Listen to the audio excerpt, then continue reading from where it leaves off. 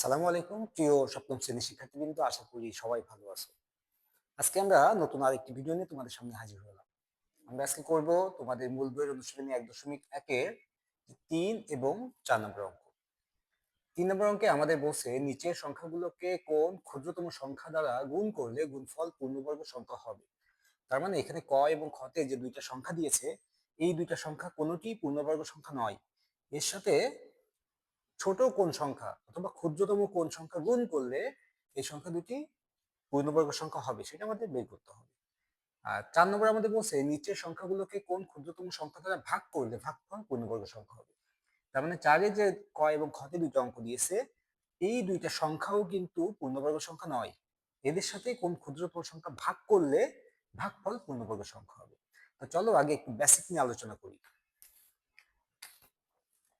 এখন গুণ বা ভাগ কোন ক্ষুদ্রতম সংখ্যা গুণ করলে পূর্ণবর্গ হবে অথবা কোন ক্ষুদ্রতম সংখ্যা ভাগ করলে পূর্ণবর্গ হবে, এই কথাগুলো যদি উল্লেখ থাকে তাহলে যেই সংখ্যাটি দেওয়া থাকতো ওই সংখ্যাটিকে আমরা জানি যে বর্গমূল নির্ণয় দুইটা সূত্র বা দুইটা নিয়ম আমরা শিখেছি। একটা হচ্ছে ইউক্লিডীয় পদ্ধতি, তার মানে উৎপাদক যে বের করতে হয়, আর একটা হচ্ছে ভাগফল পদ্ধতি, তাই না?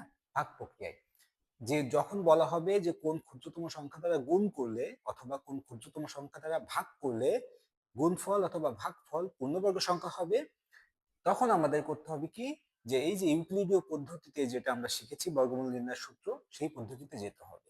আমরা যদি ভাগ প্রক্রিয়ায় যাই তাহলে কিন্তু অঙ্কটা হবে না। তাহলে প্রথম কাজ হচ্ছে আমাদের এই সংখ্যাগুলোকে যে ইউক্লিডীয় পদ্ধতিতে আহ যে ভাজকগুলা অথবা উৎপাদকগুলো আছে সেইগুলা বের করতে হবে, তাই না? তারপরে কাজ হচ্ছে কি, যেহেতু এটা পূর্ণবর্গ সংখ্যা নয়, তাহলে এদের যে ভাজকগুলা অথবা উৎপাদকগুলা এগুলা কিন্তু জোড়ায় জোড়ায় থাকবে না। যেটা জোড়ায় থাকবে না সেটা জোড়া করতে হবে অথবা ভ্যানিশ করতে হবে। ধরো আমি একটা সংখ্যা নিলাম 12, তাহলে আমি বলে দিলাম যে 12-র সাথে কোন ক্ষুদ্রতম সংখ্যা গুণ করলে 12 পূর্ণবর্গ সংখ্যা হবে। 12 কিন্তু পূর্ণবর্গ সংখ্যা নয়। আমরা কিভাবে চিনলাম দেখো, এর একক স্থানীয় অঙ্কে আছে 2। আমরা কিন্তু পূর্ববর্তী ক্লাসে আলোচনা করেছি যে পূর্ণবর্গ হতে গেলে বা বর্গ সংখ্যার একক স্থানীয় অঙ্কে 2 থাকতে পারবে না, 3 থাকতে পারবে না, 7 থাকতে পারবে না, 8 থাকতে পারবে না। এর যেহেতু একক স্থানীয় অঙ্কে 2 আছে, তাহলে কিন্তু এটা পূর্ণবর্গ সংখ্যা নয়। তোমাদের যদি কারো কনফিউশন লাগে তোমরা পূর্ববর্তী ক্লাসটা দেখে নিতে পারো, তাহলে বেসিকটা আরো ক্লিয়ার হয়ে যাবে তোমাদের। এখন একে যদি আমি ইউক্লিডীয় পদ্ধতিতে উৎপাদকগুলো আমি বের করি, 2 দিয়ে তুমি 12-কে ভাগ করো, তাহলে 6 দুগুণা 12, তাই না? আবার একে যদি ভাগ করি 3 দুগুণা 6, তাহলে আমরা লিখতে পারি কি, অতএব 12 সমান সমান 2 গুণিত 2 গুণিত 3। দেখো, আমরা জানি যে পূর্ণবর্গ সংখ্যার ক্ষেত্রে যে ভাজকগুলা থাকবে বা উৎপাদকগুলা থাকবে সেইগুলা সবসময় কি জোড়ায় জোড়ায় থাকবে, তাই না? দেখো 2 কিন্তু এক জোড়া আছে, 3 কিন্তু জোড়ায় নাই। এই জোড়ায় নাই বলেই কিন্তু এটা পূর্ণবর্গ সংখ্যা হতে পারেনি। তাহলে এখন যদি আমি বলি যে 12-র সাথে কোন ক্ষুদ্রতম সংখ্যা গুণ করলে 12 পূর্ণবর্গ সংখ্যা হবে, তাহলে দেখো এই 3টা আছে খালি। তাহলে 3টাকে জোড়বদ্ধ করতে গেলে এর সাথে কত গুণ করা লাগবে? একটা 3 গুণ করা লাগবে। তাহলে একটা 3 গুণ করলেই কিন্তু তখন 12 পূর্ণবর্গ সংখ্যা হয়ে যাবে, কারণ তখন এর উৎপাদকগুলা জোড়ায় জোড়ায় থাকবে। তাহলে অ্যান্সারটা কি হবে এই ক্ষেত্রে, যে 12-র সাথে 3 গুণ করলে গুণফল পূর্ণবর্গ সংখ্যা হবে। আশা করি বুঝতে পেরেছো তোমরা যে গুণ করার ক্ষেত্রে। এখন যদি বলা হতো যে 12-র সাথে কোন ক্ষুদ্রতম সংখ্যা ভাগ করলে 12 পূর্ণবর্গ সংখ্যা হবে, তখন আমরা কি করতাম দেখো, এইভাবে সেম প্রসেসে এই পর্যন্ত আসতে হতো। এখন এই 3 যেহেতু সিঙ্গেল, তাহলে ভাগ করতে বলছে, তাহলে 3কে যদি আমি ভ্যানিশ করে দিতে পারতাম তাহলে এক জোড়া সংখ্যা হয়ে যেত, তাই না? ভাজক সংখ্যা এক জোড়া হতো, তখনই কিন্তু এটি পূর্ণবর্গ সংখ্যা হতো। তাহলে কি করতে হতো, 3 যেহেতু গুণ আকারে আছে, একে ভ্যানিশ করতে গেলে কত দিয়ে ভাগ করা লাগতো? 3 দিয়ে ভাগ করা লাগতো। তাহলে 12-কে যদি 3 দ্বারা ভাগ করতাম তাহলে কিন্তু সংখ্যাটি পূর্ণবর্গ সংখ্যা হতো। তাহলে 12-কে যদি 3 দ্বারা ভাগ করতাম তাহলে সংখ্যাটি পেতাম কত? 4। তাহলে √4 করলে আমরা পেতাম কত? 2। কারণ 4 সমান সমান 2 গুণিত 2। আমরা জানি কোনো সংখ্যার বর্গমূল করলে এই যে এক জোড়া সংখ্যা থাকে, বা যত জোড়াই সংখ্যা থাকুক না কেন, প্রতি জোড়া থেকে একটা করে সংখ্যা আসে। যেহেতু এখানে এক জোড়া সংখ্যা ছিল, তাহলে এখানে আসবে কয়টি? একটি। আশা করি বুঝতে পেরেছো বিষয়টা। তাহলে এবার আমরা মূল অঙ্ক শুরু করি। তাহলে আমাদের কতে কি বলছে? কতে বলছে 1470। তাহলে প্রথম কাজ কি? প্রথম কাজ হচ্ছে আমাদের একে ইউক্লিডীয় পদ্ধতিতে উৎপাদকগুলো বের করা। যেহেতু জোড় সংখ্যা তাহলে 2 দ্বারা বিভাজ্য। 2 1-এর ভিতরে যায় না, 14-এর ভিতরে 7 দুগুণা 14, সাতের ভিতরে যায় 3 দুগুণা 6 থাকে 1 0 10 5 দুগুণা 10। ওকে, শেষে 5 আছে, তাহলে সংখ্যাটি 5 দ্বারাও ভাগ যাবে এবং 3 দ্বারাও ভাগ যেতে পারে। আচ্ছা, যেহেতু 5 আছে আমরা নিঃসন্দেহে বলতে পারি 5 দ্বারা ভাগ যাবে, তাহলে 5 দ্বারা ভাগ করে দেখি আমরা। তাহলে 5 দিয়ে ভাগ করলে 7 ভিতরে 5 যাবে একবার, 5 কে 5, 7 থেকে 5 গেলে 2, 3 23, 4 5 20, 23 থেকে 20 গেলে থাকে 3, 5 35, 5 7 35, তাই না? এখন দেখো শেষে 7 আছে, তার মানে এটি বিজোড় সংখ্যা, তার মানে এটা 2 দ্বারা যাবে না, 5 দ্বারাও যাবে না। বিভাজ্যতার যে সূত্র আমরা ক্লাস 6 এ শিখেছি সেই অনুযায়ী আমি বলতেছি।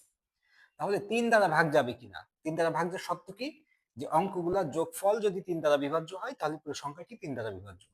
তাহলে সংখ্যাটির অঙ্ক আছে 7 4 1, তাহলে যোগ করি 7 আর 4 11 আর 1 12, 12 কিন্তু 3 দ্বারা বিভাজ্য, তাই সংখ্যাটি অবশ্যই 3 দ্বারা বিভাজ্য হবে। 3 দিয়ে ভাগ করি, 3 একের ভিতরে যায় না, 14 এর ভিতরে কয়বার যায়? 3 4 12, 14 থেকে 12 গেলে থাকে 2 27, তাহলে 3 9 27। এবার দেখো 49, তাহলে 7 মিলে 7 7 49, 7 মৌলিক সংখ্যা আর ভাগ করা যায় না। তাহলে আমরা লিখতে পারি অতএব 1470 সমান সমান এই উৎপাদকগুলোর গুণফল 2 গুণিত, আচ্ছা 5 গুণিত 3 গুণিত 7 গুণিত 7। এখন দেখো এই যে 7 এরা তো জোড়ায় আছে, তাই না? জোড়ায় নাই কে কে? 3 নাই জোড়ায়, 5 নাই জোড়ায়, আর 2 নাই জোড়ায়। আমাদের বসে এর সাথে কোন ক্ষুদ্রতম সংখ্যা গুণ করলে গুণফল পূর্ণবর্গ হবে। তাহলে পূর্ণবর্গ করতে গেলে দেখো এই 2 কে জোড়াবদ্ধ করতে হবে। এই 2 কে জোড়াবদ্ধ করতে গেলে এখানে একটা অতিরিক্ত 2 গুণ করতে হবে, তাহলে এক জোড়া হয়ে যাবে। আবার এই 5 কেও জোড়াবদ্ধ করতে হবে, তাহলে একে একটা 5 দ্বারা গুণ করতে হবে। আবার এই 3 কেও জোড়াবদ্ধ করতে হবে, তাহলে একেও একটা 3 দ্বারা গুণ করতে হবে। যদি একে 2 দ্বারা, একে 5 দ্বারা এবং এখানে 3 দ্বারা গুণ করি, তাহলে দেখো তো সবগুলাই জোড়াবদ্ধ হচ্ছে না? তখন কিন্তু এই সংখ্যাটি পূর্ণবর্গ সংখ্যা হবে। তাহলে আলটিমেটলি কত গুণ করা লাগতেছে? 3 5 15, 15 দুগুণী 30। তার মানে এই সংখ্যার সাথে আমরা যদি 30 গুণ করি তাহলে কিন্তু সংখ্যাটি পূর্ণবর্গ সংখ্যা হবে। তাহলে এই কথাটি আমরা এখন লিখব যে অতএব 1470 এর সাথে 30 গুণ করলে গুণফল পূর্ণবর্গ সংখ্যা হবে।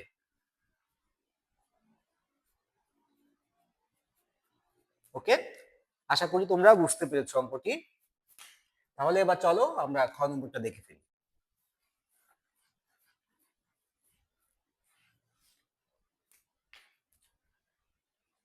ওকে, খতে আমাদের যে সংখ্যা দিয়েছে 23,805।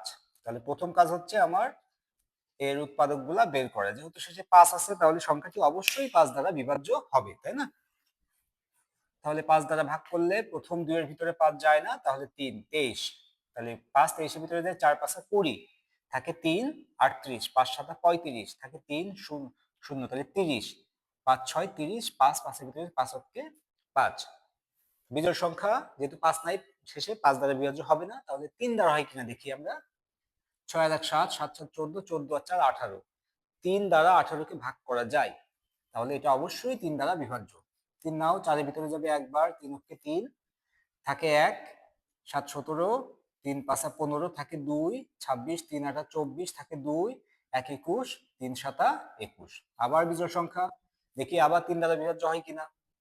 8 7 15 আর 5 20 আর 1 21, 21 কে 3 দ্বারা ভাগ করা যায়, তাহলে সংখ্যাটি 3 দ্বারা অবশ্যই বিভাজ্য হবে। 3 নিলে 1 এর ভিতরে যায় না, 15 এর ভিতরে যায়, 3 5 15, 3 8 এর ভিতরে 2 বার যায় না, 3 2 6, থাকে 2 7 27, 3 9 27। ওকে, এবার আবার বিজোড় সংখ্যা দেখি আবার 3 দ্বারা যায় কিনা। 9 আর 2 11, 11 আর 5 16, তাহলে 16 কিন্তু 3 দ্বারা ভাগ যাচ্ছে না, তাই না? তাহলে দেখো এটা বিজোড় সংখ্যা, তাহলে বিজোড় সংখ্যা যেহেতু, তাহলে একে কোনো জোড় সংখ্যাতে ভাগ নিঃশেষে ভাগ করা যাবে না। তাহলে 2 দ্বারা ভাগ যাবে না, 4 দ্বারা যাবে না, 6 দ্বারা যাবে না, 8 দ্বারা যাবে না, 10 দ্বারা যাবে না। আমরা 1 থেকে 10 এর মধ্যে যে সংখ্যাগুলো আছে সেগুলো আগে ট্রাই করব। 2 4 6 আর 10 কোনোটাই যাবে না। 3 দিয়ে দেখে ফেললাম, যাবে না। 9 এর বিভাজ্যতা সূত্র কিন্তু সেম, কি? অঙ্কগুলোর যোগফল, কোন সংখ্যায় যে অঙ্কগুলো থাকে এই অঙ্কগুলোর যোগফল যদি 9 দ্বারা বিভাজ্য হয় সংখ্যাটি 9 দ্বারা বিভাজ্য হবে। যেহেতু এদের যোগফল হচ্ছে 9 আর 2 11 16, 9 দ্বারা বিভাজ্য নয়। 3 দ্বারা যাচ্ছে না, 9 দ্বারা যাচ্ছে না, আবার 5 দ্বারাও যাবে না যেহেতু এর শেষে আছে 9। তাহলে 3 5 9 আর কোনো জোড় সংখ্যাতে যাচ্ছে না, তাহলে 1 থেকে 10 এর মধ্যে বাকি থাকলো কত? 7। তাহলে এবার দেখি আমরা 7 দিয়ে যাই কিনা। ওকে, 529। তাহলে 7 দিয়ে ভাগ করো, 7 7 49 থাকে 3 39। 7 কিন্তু 39 ভাগ করা যায় না 7 দিয়ে, তাহলে 7 দ্বারাও ভাগ করা যাচ্ছে না। এখন 1 থেকে 10 পর্যন্ত যে সংখ্যাগুলো ছিল আমরা দেখলাম কোনোটা দিয়ে ভাগ করা যাচ্ছে না, তাই না? তাহলে এখন আমাদের কাজ হচ্ছে 10-এর উপরে যে সংখ্যাগুলো আছে সেগুলো দিয়ে ট্রাই করব। এখন 10-এর উপরে তো হাজার হাজার লাখ লাখ কোটি কোটি সংখ্যা আছে, তুমি কোনটা দিয়ে ভাগ যাবে? 11 12 13 14 15 16 17 18 কোনটা দিয়ে যাবে? এতগুলা সংখ্যা দিয়ে তো ভাগ করা সম্ভব না বারবার, তাই না? এতে সময় ক্ষেপণ হবে এবং বোরিং মানে বিরক্তি আসবে অঙ্কের প্রতি। তাহলে আমরা কিভাবে বুঝবো যে এটা কোন সংখ্যা দ্বারা ভাগ যাবে?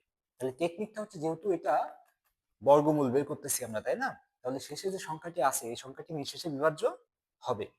এবং যেহেতু বর্গমূল বের করতেছি তাহলে আমাদের জানতে হবে কি বর্গ। কত বর্গ? এই যে সংখ্যাটি আছে এই সংখ্যাটির রেঞ্জটা কত?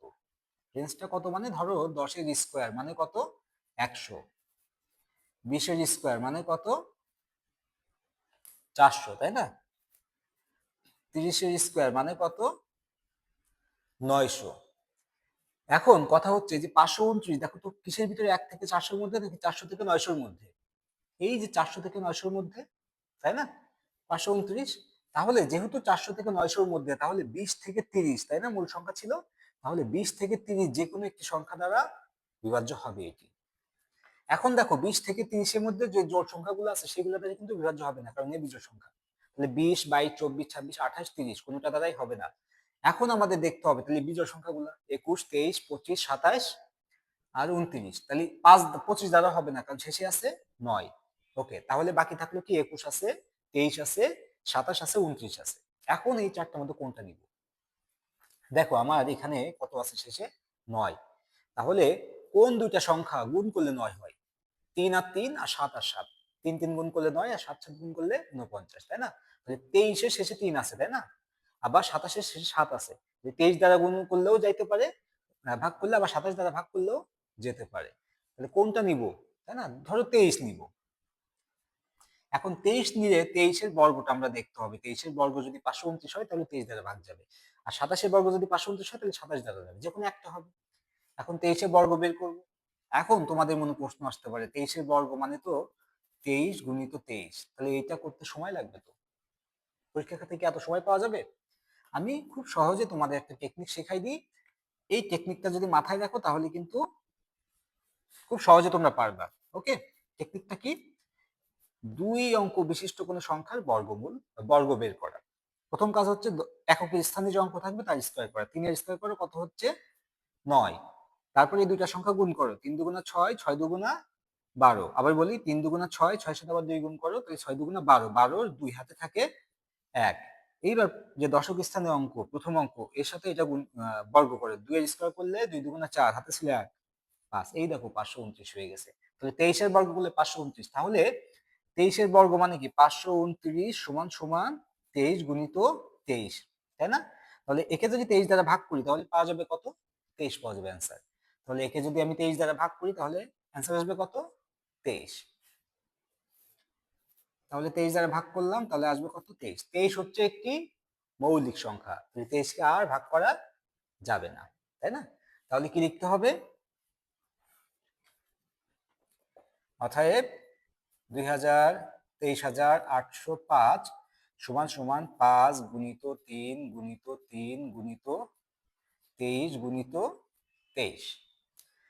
এখন দেখো এর 23 এক জোড়া আছে, 3 এক জোড়া আছে, খালি আছে কে? 5। তাহলে একে যদি পূর্ণবর্গ সংখ্যা করতে হয় তাহলে 5 কেও জোড়াবদ্ধ করতে হবে। তাহলে কি করতে হবে? 5 এর সাথে একটা 5 গুণ করতে হবে। তাহলে পুরো সংখ্যার সাথে আমি যদি 5 গুণ করি তাহলে সংখ্যাটি পূর্ণবর্গ সংখ্যা হবে। তাহলে এই কথাটি আমরা লিখব, অতএব 23,805 এর সাথে 5 গুণ করলে গুণফল পূর্ণবর্গ সংখ্যা হবে। আশা করি তোমরা বুঝতে পেরেছো। এখন এই যে আমি 2 অঙ্ক বিশিষ্ট একটি সংখ্যার বর্গ করা শিখিয়েছি, আমি আরেকটা সংখ্যা দিয়ে শিখাই, তাহলে তোমাদের আরো ক্লিয়ার হয়ে যাবে। ধরো 27। 27 বর্গ করব, তাহলে প্রথমে কি 7 এর স্কয়ার, 7 এর স্কয়ার করলে 7 7 49 এর 9, হাতে থাকে কত 4। এই দুইটা সংখ্যা গুণ করো, 7 দুগুণা 14, এর সাথে 2 গুণ করো, 14 দুগুণা 28, 28 আর 4 ছিল হাতে, 28 আর 4 32 এর 2, হাতে থাকে কত 3। এবার 2 এর স্কয়ার করো, 2 এর স্কয়ার করলে 4, 4 আর 3 7, দেখো 27 এর স্কয়ার করলে হবে 729। তোমরা যদি বাসায় এটা প্র্যাকটিস করো দেখবা তোমাদের কয়েক সেকেন্ডের মধ্যে এটা করে ফেলতে পারবে। ওকে, তাহলে আশা করি 1 নম্বরের দুইটা অঙ্ক তোমরা ভালোভাবে বুঝতে পেরেছো। এখন চলো আমরা দেখি এই যে কত ভাগ করতে হবে সেটা, তার মানে 4 নম্বর অঙ্কটা।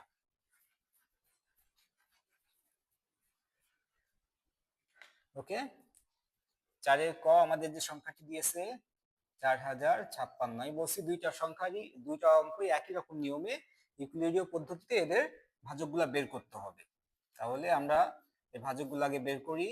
জোড় সংখ্যা যেহেতু 2 দ্বারা যাবে, তাহলে 4 এর ভিতরে 2 দুগুণা 4, শূন্যের ভিতরে যায় না মানে শূন্য নেমে যাবে। 5 এর ভিতরে 2 দুগুণা 4 থাকে 1, 6 16, 8 দুগুণা 16। আবার জোড় সংখ্যা, তাহলে 2 দ্বারা যাবে, 2 অক্ষে 2, শূন্যের ভিতরে যায় না শূন্য নেমে গেল, 2 অক্ষে 2, 4 দুগুণা 8।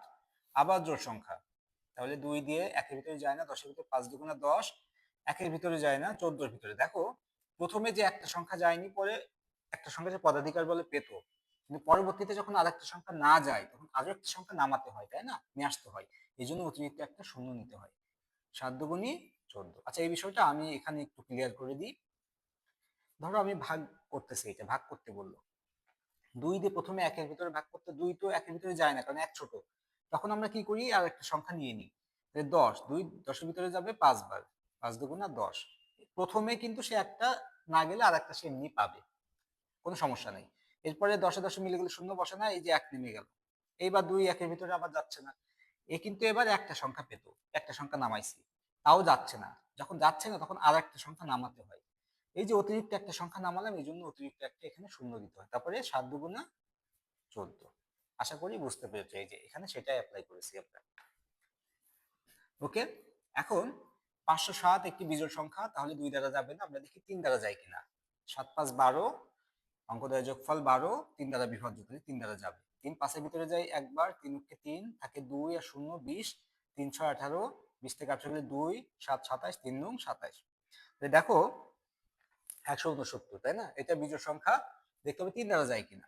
9 15 16, 16 3 দ্বারা বিভাজ্য নয়, আবার 9 দ্বারাও বিভাজ্য নয়, তার মানে এই সংখ্যাটি 3 এবং 9 কোনো সংখ্যা দ্বারা ভাগ করা যাবে না, যেহেতু বিজোড় সংখ্যা কোনো জোড় সংখ্যা দ্বারা ভাগ করা যাবে না। তাহলে 2 4 6 আর 10, 3 9 5 যাবে না, কারণ 5ও যাবে না কারণ শেষে আছে 9, তাহলে বাকি আছে কি 7। দেখি 7 দ্বারা ভাগ করা যায় কিনা। ওকে, 7 দিয়ে যদি ভাগ করি, 169 কে 7 দুগুণা 14 থাকে 2 29। ওকে, তাহলে 4 7 28, যাচ্ছে না কিন্তু ভাগ, তো 7 দ্বারা যাচ্ছে না, তার মানে 1 থেকে 10 পর্যন্ত যে সংখ্যাগুলো কোনোটাই যাচ্ছে না। যখন না যাবে তখন আমার কি করতে হবে, ওই যে বর্গ সংখ্যাগুলো বের করতে হবে, যে এটা 10 থেকে 20, 20 থেকে 30 কোন রেঞ্জের মধ্যে আছে। তাহলে আমরা দেখি 10 এর যদি বর্গ করি তাহলে আসবে 100, আর যদি 20 এর বর্গ করি আসবে 400। দেখে 169 100 আর 400 এর মধ্যে অবস্থিত, তাই না, তাহলে 100 আর 400 এর ভিতরে অবস্থিত, তার মানে 10 মূল সংখ্যা এবং 20, 10 এবং 20 এর মধ্যে যে সংখ্যাগুলো আছে সেইগুলো দ্বারা অবশ্যই ভাগ করা যাবে। এখন 10 20 এর মধ্যে যে জোড় সংখ্যাগুলো আছে এগুলো যাবে, এগুলো দ্বারা ভাগ করা যাবে না কারণ এই বিজোড় সংখ্যা। তাহলে বাকি থাকলো কি 11 13 15 17 19, তাহলে 15 দ্বারাও যাবে না কারণ শেষে আছে 9, তাহলে বাকি থাকলো কি 11 13 17 19। এখন এর শেষে আছে কত 9, তাহলে কোন সংখ্যা গুণ করলে 9 হয়, 3 আর 3 7 আর 7, তাহলে 13 শেষে 3 আছে, 17 শেষে 7 আছে, তাহলে 13 আর 17 যে কোনো একটা সংখ্যা দিয়ে ভাগ করা যাবে, তাই না।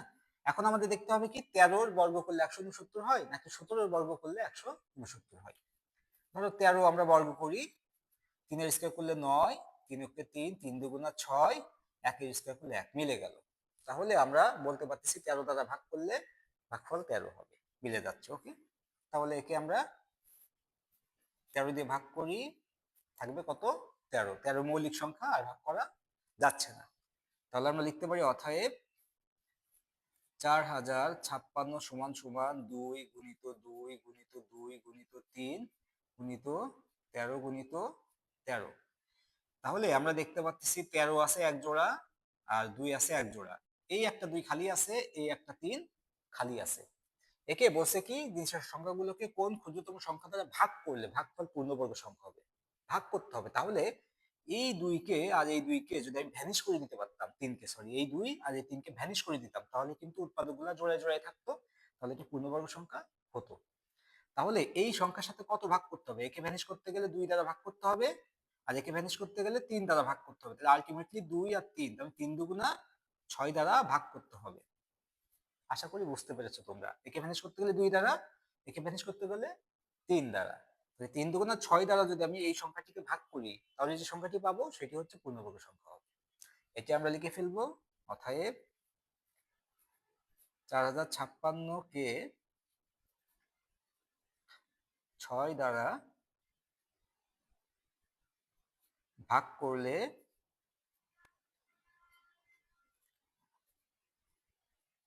ভাগফল পূর্ণবর্গ সংখ্যা হবে। ওকে, আশা করি ক্লিয়ার তোমরা। এখন এখানে অনেকের মনে একটু কনফিউশন থাকতে পারে, সেটা হচ্ছে যে 2 গুণিত 2 গুণিত 2 গুণিত 3 গুণিত 13 গুণিত 13, এটাই ছিল আমাদের এই যে উৎপাদকগুলা। এখানে একে ভাগ করতে গেলে আমার কত লাগবে? 2 দ্বারা ভাগ করতেছি আর একে 3 দ্বারা ভাগ করতেছি, তাই না? তাহলে আলটিমেটলি এই যে এই 3 আর 2 কেন আমি গুণ করলাম, কেন 6 দ্বারা করলাম, তাই না? নিয়মটা হচ্ছে যে দুইটাই যেহেতু ভাগ করতেছি আমি, তাহলে এই পুরো সংখ্যার সাথেই কিন্তু এই দুইটা ভাগ হবে। আচ্ছা, আমি আরেকটু সহজ করে বলি। ধরো তোমাদের দেওয়া আছে 3 গুণিত 5। এখন এই 5 রে যদি 2 দ্বারা ভাগ করি, তাহলে আলটিমেটলি 3 এর সাথে এটা কি আকারে যাবে? এইভাবে যাবে, 3 গুণিত 5/2। তার মানে পরের লাইনটা আমরা লিখতে পারি নিচে 2, নিচে 2 আর উপরে 3 গুণিত 5। তার মানে পুরো সংখ্যাটির সাথেই কিন্তু 2 ভাগ হচ্ছে। তাহলে এখানে যখন আমি এই সংখ্যাটিকে 2 দ্বারা ভাগ করলাম আর এই সংখ্যাটিকে 3 দ্বারা ভাগ করলাম, তাহলে পুরো সংখ্যার সাথেই কিন্তু আমার ভাগ যাচ্ছে কত? 2 আর 3। আর এই 2 আর 3 পরস্পর কি আকারে থাকবে? কোন আকারে থাকবে, কারণ এরা কি আকারে আছে? পরস্পর 2 আর 3 গুণ আকারে। তাহলে এদেরকে কাটতে গেলে যে আমি দুইটা সংখ্যা নিয়ে আসলাম, এরাও পরস্পর কি আকারে থাকবে? ভাগ আকারে। তাহলে 3 দুগুণা 6, এই জন্যই মূল সংখ্যার সাথে 6 দ্বারা ভাগ করতে হয়েছে। আশা করি বুঝতে পেরেছো তোমরা। ওকে, আমরা এবার খ নম্বর অঙ্কটি করি। আমাদের ক্লাসগুলো আমরা অনেক কথা বলি, অনেকের কাছে অহেতুক মনে হতে পারে, কিন্তু এটা হচ্ছে যেহেতু আমাদের বাস্তব মানে রিয়েল এক্সপিরিয়েন্স আছে বাচ্চাদের পড়ানো, তো অনেকেই খুব সহজে বুঝে যায়, আবার অনেকেই খুঁটিনাটি প্রশ্ন না করলে বা খুঁটিনাটি না বুঝিয়ে দিলে বোঝে না। অনেকে মনে প্রশ্ন থাকে এই 6টা কেন আসলো, দুইটা গুণ করলে, দুইটা তো ভাগ করতেছি, তাহলে 6 আসলো কেন ভাগ করতে হবে? দুইটাই ভাগ সংখ্যা। ওকে, এই জন্য এইভাবে আলোচনা করি আমরা, প্রতিটা অঙ্কই আমরা চেষ্টা করবো এইভাবে একেবারে ভেঙে ভেঙে ভেঙে ভেঙে আলোচনা করার জন্য। ওকে, খতে আমাদের যেটা দিয়েছে 21,952। তাহলে একইভাবে এটার আমরা উৎপাদক গুলা বের করব। জোড় সংখ্যা 2 দ্বারা বিভাজ্য, 2 অক্ষে 2। আচ্ছা, একের মধ্যে যায় না 19, তাহলে একের ভিতরে যেহেতু যায় না, তাহলে একটা শূন্য আসবে। 19 এর ভিতরে যায় 9 দুগুণা 18, থাকে 1 5 15, 7 দুগুণা 14, থাকে 1 2 12, 6 দুগুণা 12। আবার জোড় সংখ্যা 2 দ্বারা ভাগ যাবে, একের মধ্যে যায় না, তাহলে 10, 5 দুগুণা 10, 9 ভিতরে যাবে 4 দুগুণা 8, থাকে 1 7 17, 8 দুগুণা 16, থাকে 1 6 16, 8 দুগুণা 16। আবার জোড় সংখ্যা 2 দ্বারা ভাগ যাবে, 2 দুগুণা 4, থাকে 1 4 14, 7 দুগুণা 14, 4 দুগুণি 8, 4 দুগুণি 8। আবার 2 দ্বারা ভাগ যাচ্ছে, জোড় সংখ্যা যেহেতু 2 অক্ষে 2, 7 মধ্যে যাবে 3 দুগুণা 6, থাকে 1 4 14, 7 দুগুণা 14, 2 দুগুণা 4। আবার জোড় সংখ্যা, তাহলে 2 দ্বারা ভাগ যাচ্ছে, একের মধ্যে যায় না, তাহলে 13, 6 দুগুণা 12, থাকে 1 7 17, 8 দুগুণা 16, থাকে 1 6 1 আর 2 12, 6 দুগুণা 12।